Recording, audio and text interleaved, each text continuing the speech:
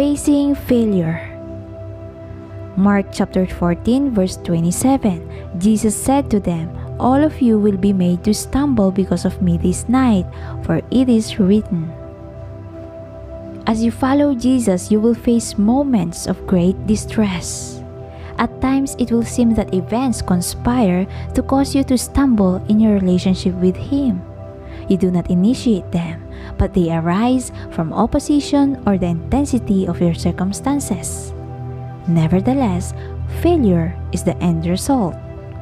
The disciples faced such fierce opposition to their Lord that they all failed Him on the night Jesus was crucified.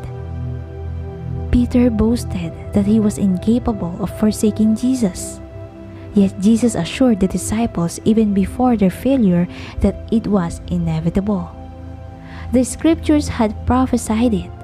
God always knew the disciples would fail His Son. He wasn't caught by surprise. He had made provision for their shortcomings, knowing He would eventually develop them into apostles who would fearlessly preach the gospel, perform miracles, and teach others.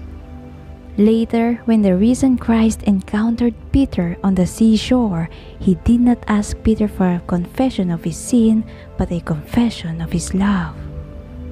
You may fear that your failure has caught God by surprise. Perhaps you promised, like Peter, to stand with the Lord, but you failed.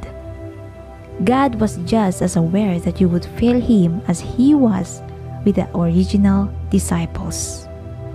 He has made provision to respond every time you stumble. Don't think that somehow your failures are bigger or more complex than any God has dealt with. If you are facing challenges that seem overwhelming, don't be discouraged. God has already foreseen them and prepared for them.